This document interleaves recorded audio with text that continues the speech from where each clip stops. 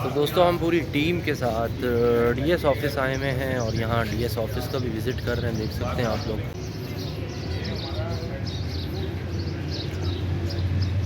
तो दोस्तों ये है डीएस ऑफिस। ये इनका डीएस ऑफिस है। ठीक।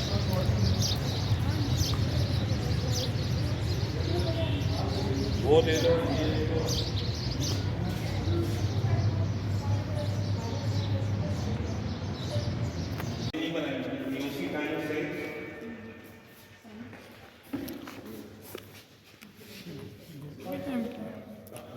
यार थोड़ा सा मैं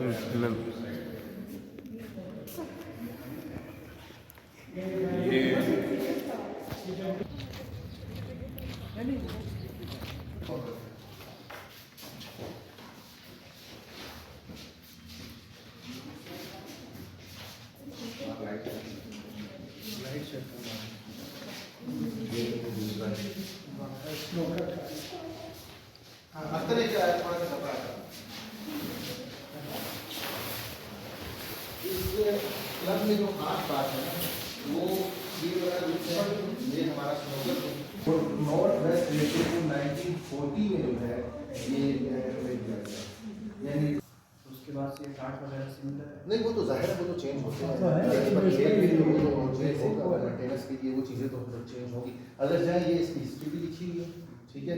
और गुमान ये किया जाता है काफ़ी हद तक जो हमें बताया गया या पता है कि कायदे आज़म ने जो है स्टेबल रखी है। और हम भी खेल रहे हैं अब मैं आजम ने इसमें खेला है, हम भी खेले वो ठीक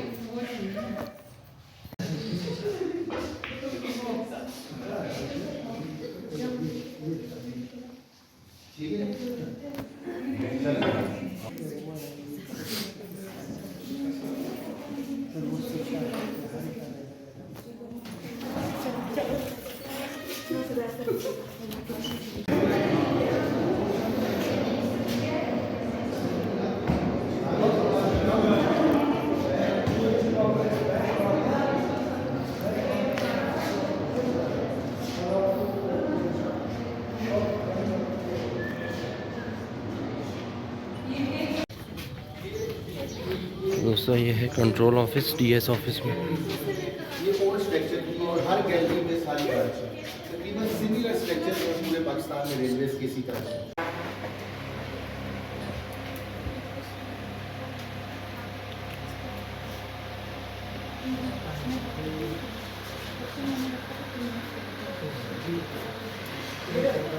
अभी इस टाइम हमारा 295 किलोमीटर का एरिया ख़त्म हो चुका है, एबॉलिश हो चुका है, जो कि जोक लाइन के अलावा। और उसके अलावा 140 किलोमीटर का एरिया कोयटा सिटी जो है वो फ़िलहाल वहाँ पर ट्रेन ऑपरेशन सस्पेंडेड है ड्यू टू सिक्योरिटी रीजंस और बाकी कंस्ट्रक्शन की वजह से। जो ऑपरेटिव एरिया है हमारा वो स्टेशन से लेकर जाहिदान तफ्तान तक 612 किलोमीटर है और कोयटा से जाहिदान 732 किलोमीटर है।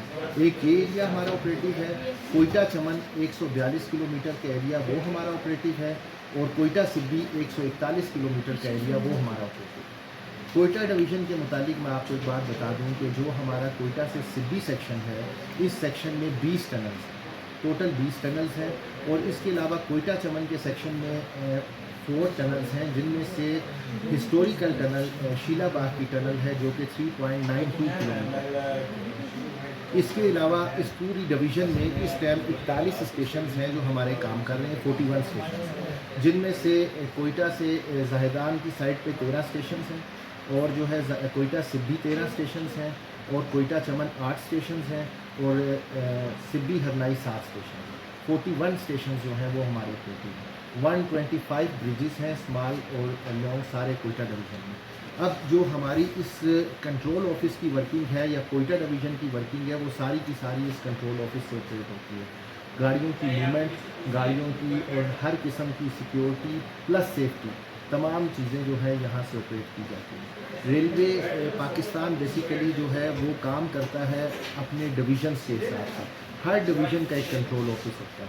इस टाइम हमारे 7 कंट्रोल ऑफिसेज़ हैं जो अपनी अपनी डोमेन में अपनी अपनी डिवीज़न्स में ट्रेन के साथ ट्रेन को ऑपरेट कर रहे हैं। एक डिवीज़न सबसे पहले पेशावर है, उसके बाद रावलपिंडी है, फिर लाहौर है, मुल्तान है, सक्खर है, कोयटा है और उसके अलावा कराची है। इन सब को कंट्रोल करने के लिए एक सेंट्रल कंट्रोल होता है जिसके अंदर हम सारे काम करते हैं। इस तरीके से ये कंट्रोल ऑर्गेनाइजेशन जो है वो हमारी बनती है और हम जो है इसमें मिनट की मूवमेंट ट्रेन्स की जो है वो हमारे पास इंडिकेट होती है। तमाम हर डिवीज़न के स्टेशन जो हैं वो कनेक्टेड होते हैं कंट्रोल ऑफिस से, जहाँ पर हम ये सारा सिस्टम जो है वो करते हैं।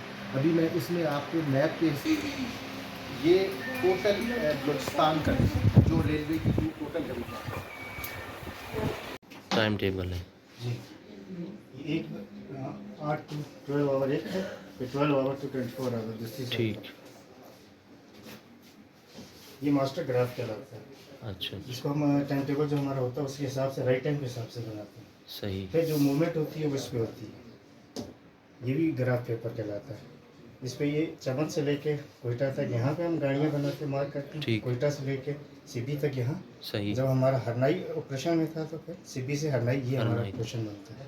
और ये साइड ये मतलब वही मतलब timing सेम है स्टेशन मतलब। है। अच्छा अच्छा 7 किलोमीटर लिखे हुए हैं। ठीक है। ये स्टेशन किस किलोमीटर पे है?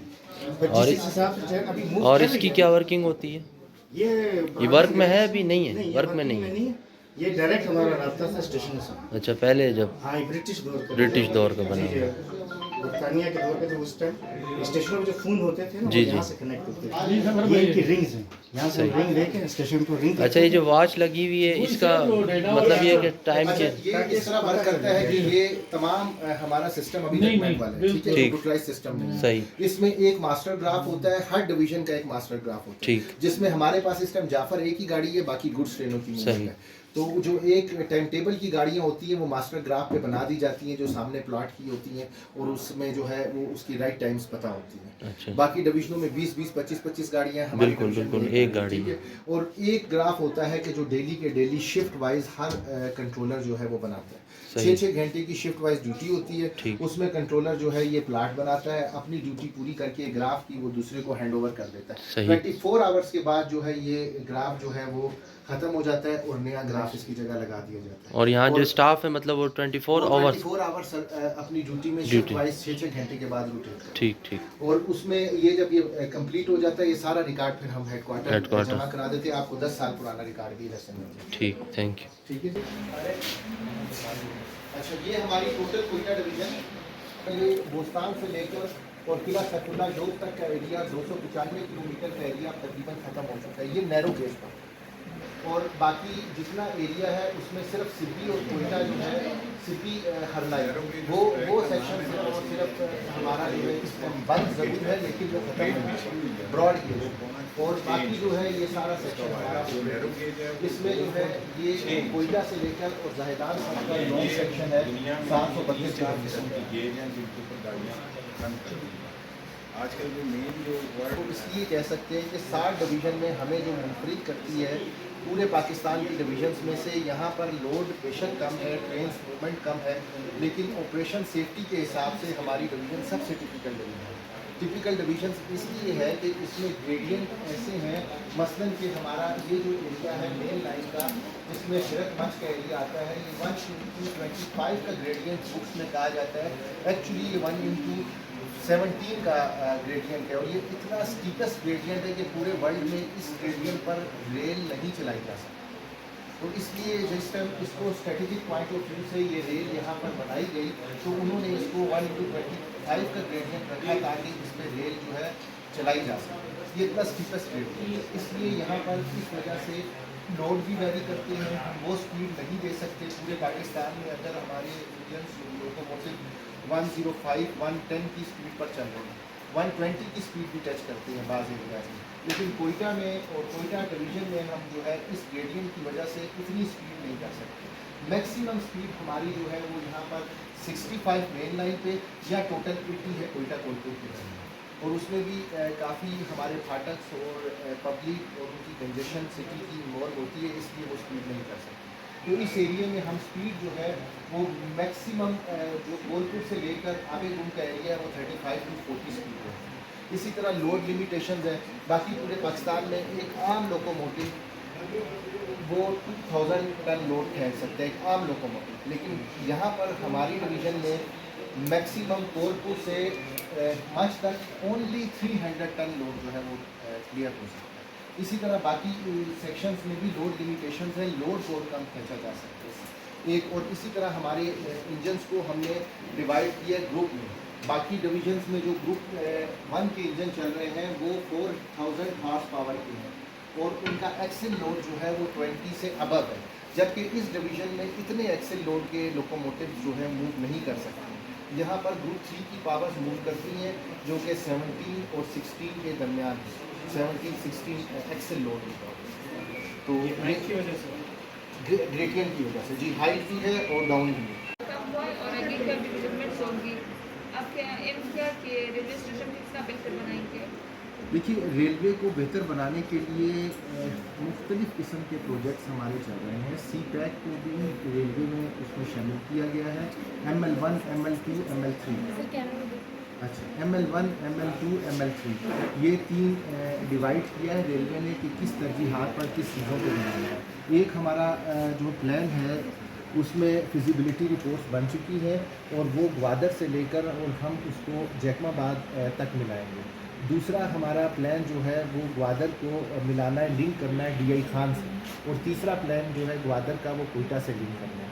तो इस तरीके से जो है वो बलूचिस्तान में और बलूचिस्तान के सूबे को ग्वादर से रेल लिंक के ज़रिए हम कोशिश करेंगे कि वो इम्प्रूवमेंट की तरफ जाए। इसके अलावा जो सेकंड हमारा ऑप्शन है, तमाम बड़े स्टेशन अपग्रेडेशन है उन स्टेशंस की, जिस तरह जो है लाहौर की अपग्रेडेशन हुई, इसी तरह कोयटा में भी अपग्रेडेशन का अमल जारी है और ब्यूटिफिकेशन ऑफ कोयटा सिटी के हवाले से भी ख़ास तौर पर रेलवे स्टेशन कोयटा को हम तरजीह बुनियादों पर रख रहे हैं कि उसको बेहतर किया जा सके। टूरिज़्म हमारे बलूचिस्तान न सिर्फ रेलवे के पॉइंट ऑफ व्यू से बल्कि पूरे बलूचिस्तान को जो चीज़ इफ़ेक्ट कर रही है वो सिक्योरिटी रीज़न इफ़ेक्ट कर रही है। बाकी टूरिज़्म के हवाले से रेलवे एक बेहतरीन पोटेंशल टूरिस्ट को जो है वो फराम करता है। मसलन हमारी कोयटा से सिद्दी की लाइन है जिसमें 20 टनल्स आती हैं, बड़ी हिस्टोरिकल टनल है। पनीर की टनल जो है इस सेक्शन की लंबी टनल है और बहुत खूबसूरत मनाजिर आपको देखने में मिलते हैं। इसी तरह शीला पार्क की टनल जो हमारी लॉन्गेस्ट, एशिया की लॉन्गेस्ट टनल कहा जा सकता है 3.92 किलोमीटर के हिसाब से, और उसमें भी उसको बहुत पोटेंशियल है टूरिज़्म के हवाले से। तो रेलवे तो हमेशा प्रमोट करती है इसको कि रेलवे के हिसाब से इसको टूरिज़्म को देता है। तो इसका डिक्रीज जो है वो आप कह रहे हैं security issues definitely security issues की वजह से टूरिज़्म को इतना प्रमोट नहीं किया जा सका बलूचिस्तान में जिस तरह होना चाहिए।